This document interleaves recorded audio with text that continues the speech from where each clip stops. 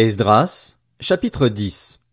Pendant qu'Esdras faisait cette prière et cette confession, en pleurs, prosterné devant la maison de Dieu, une assemblée très nombreuse d'Israélites, hommes, femmes et enfants, s'était formée à ses côtés.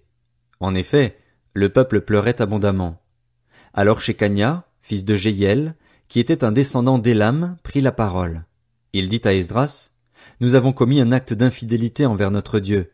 Nous avons installé chez nous des femmes étrangères, issues des peuples qui habitent le pays. Pourtant, en dépit de cela, il y a un espoir pour Israël. Concluons maintenant une alliance avec notre Dieu en renvoyant toutes ces femmes et leurs enfants, suivant l'avis formulé par toi, Seigneur, et par ceux qui tremblent devant les commandements de notre Dieu, et que l'on se conforme à la loi. Lève-toi, car cette affaire est de ton ressort. Quant à nous, nous sommes avec toi, fortifie-toi et agis. » Esdras se leva. Il fit jurer aux chefs des prêtres et des Lévites et à tout Israël qu'il ferait ce qui venait d'être dit, et ils s'y engagèrent par serment. Puis Esdras quitta le devant de la maison de Dieu et se rendit dans la chambre de Jochanan, fils d'Eliashib. Il resta là sans manger ni boire, parce qu'il était en deuil à cause de l'infidélité des exilés. On fit passer dans Juda et à Jérusalem un message à l'intention de tous les Juifs issus de l'exil. Ils devaient se réunir à Jérusalem. Tout homme qui ne s'y serait pas rendu dans un délai de 3 jours se verrait, conformément à l'avis des chefs et des anciens, confisquer tous ses biens et serait lui-même exclu de l'assemblée des exilés. Tous les hommes de Juda et de Benjamin se rassemblèrent donc à Jérusalem dans les 3 jours. C'était le 20e jour du 9e mois. Tout le peuple s'installa sur la place de la maison de Dieu, tremblant à la fois à cause de la situation et en raison de la pluie. Le prêtre Esdras se leva et leur dit, « Vous avez commis un acte d'infidélité. Vous avez installé chez vous des femmes étrangères, augmentant ainsi la culpabilité d'Israël. Confessez maintenant votre faute à l'Éternel, le Dieu de vos ancêtres, et faites ce qui lui plaît. Séparez-vous des populations du pays et des femmes étrangères. » Toute l'assemblée répondit à voix haute, « Nous nous considérons comme tenus de faire ce que tu as dit. Mais le peuple est nombreux, le temps est à la pluie et nous n'avons pas la force de rester dehors. D'ailleurs, ce n'est pas quelque chose qui peut se faire en 1 jour ou 2 seulement, car il y en a beaucoup parmi nous qui se sont rendus coupables de cet acte de révolte. Que nos chefs restent donc à la place de toute l'assemblée.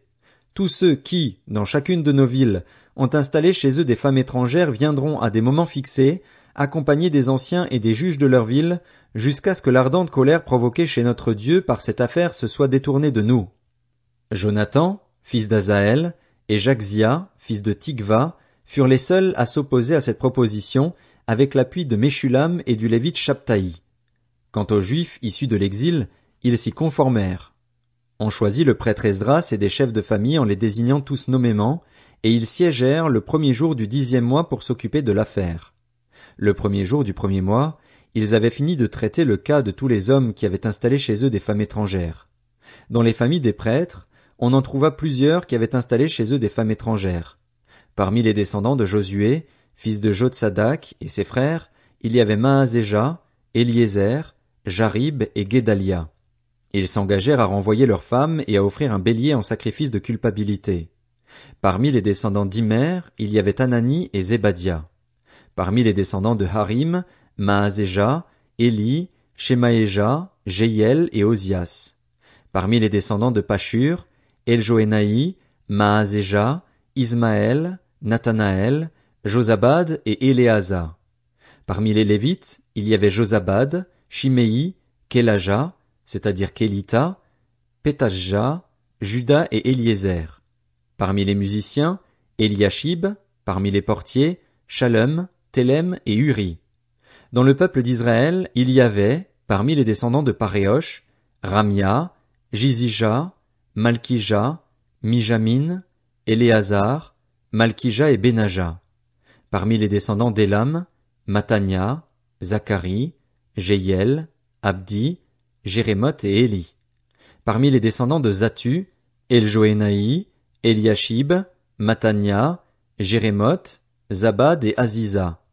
Parmi les descendants de Bébaï, Jochanan, Anania, Zabaï et Atlaï.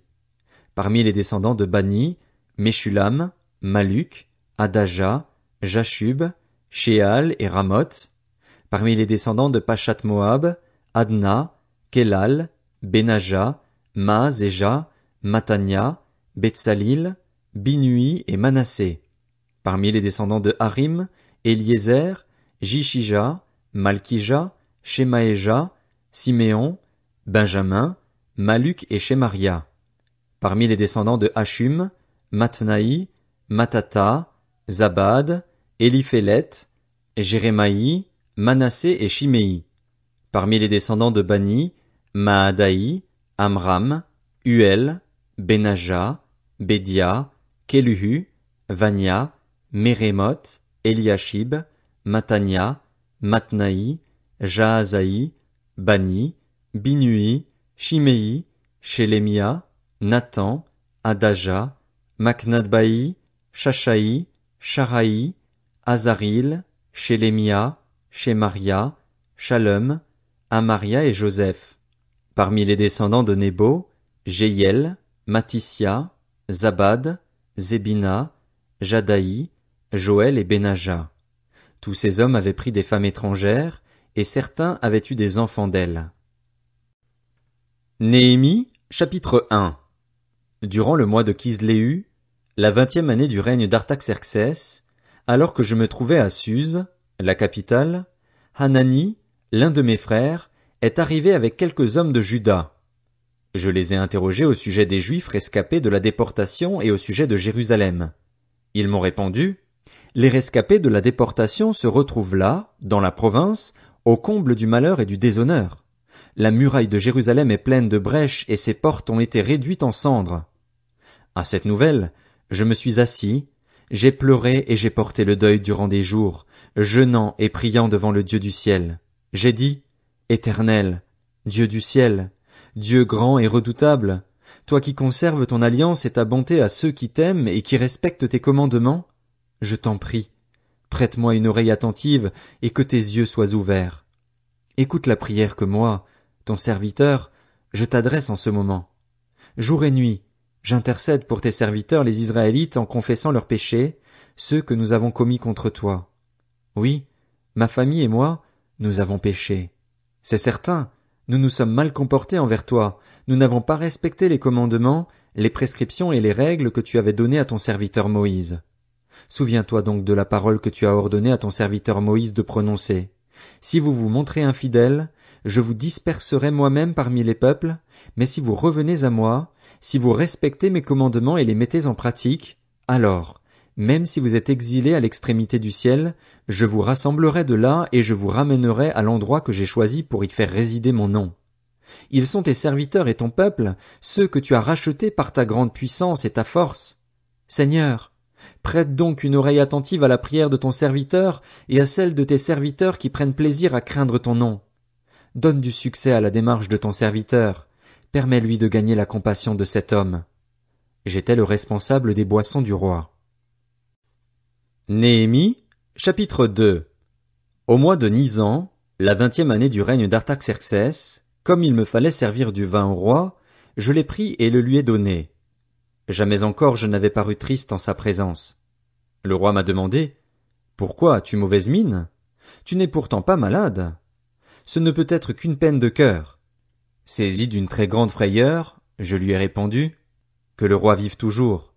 Comment pourrais-je avoir bonne mine lorsque la ville qui abrite les tombeaux de mes ancêtres est en ruine et que ses portes ont été dévorées par le feu? Le roi m'a demandé: Que voudrais-tu? J'ai alors prié le Dieu du ciel et répondu au roi: Si tu le juges bon et si moi, ton serviteur, j'ai obtenu ta faveur, j'aimerais que tu m'envoies en Juda, vers la ville qui abrite les tombeaux de mes ancêtres, pour que je la reconstruise. Le roi et la reine assises à ses côtés m'ont alors demandé: Combien de temps ton voyage durerait-il et quand serais-tu de retour?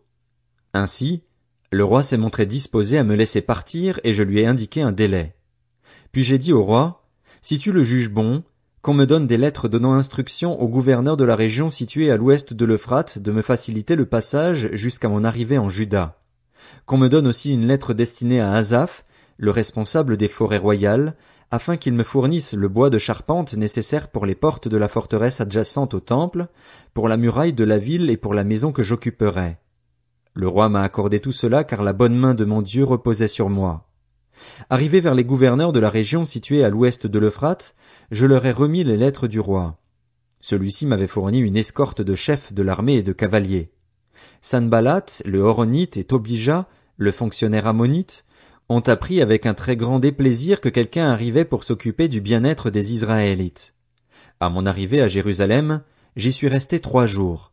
Puis je me suis levé pendant la nuit, accompagné de quelques hommes, sans avoir encore dévoilé à personne ce que mon Dieu m'avait mis à cœur de faire pour Jérusalem. J'avais pris une seule bête avec moi, celle que je montais. Sortant donc de nuit par la porte de la vallée, j'ai pris la direction de la source du Dragon et de la porte du fumier. J'examinais la muraille de Jérusalem avec ses brèches et ses portes dévorées par le feu. Je suis passé près de la porte de la source et du bassin du roi, sans trouver le passage pour ma monture. Toujours de nuit, je suis remonté par la vallée, sans cesser d'examiner la muraille. Puis je suis rentré par la porte de la vallée et j'ai ainsi été de retour. Les magistrats ignoraient où j'étais allé et ce que j'avais fait.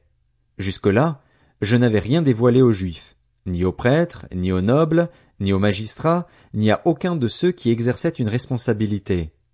Je leur ai alors dit, « Vous voyez vous-même la malheureuse situation dans laquelle nous nous trouvons. Jérusalem est en ruine et ses portes ont été réduites en cendres. Venez, reconstruisons la muraille de Jérusalem et nous ne serons plus dans le déshonneur. » Puis je leur ai raconté comment la bonne main de mon Dieu avait reposé sur moi et leur ai rapporté les paroles que le roi m'avait adressées. Ils ont dit, « Levons-nous et mettons-nous au travail. » Et ils se sont fortifiés dans cette bonne décision.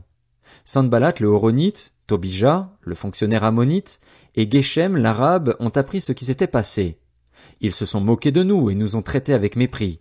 Ils ont dit, « Que faites-vous donc? Seriez-vous en train de vous révolter contre le roi? » Je leur ai fait cette réponse, « C'est le Dieu du ciel qui nous donnera le succès et nous, ses serviteurs, nous allons nous lever et nous mettre au travail. Quant à vous, vous n'avez ni part, ni droit ni souvenir à Jérusalem. »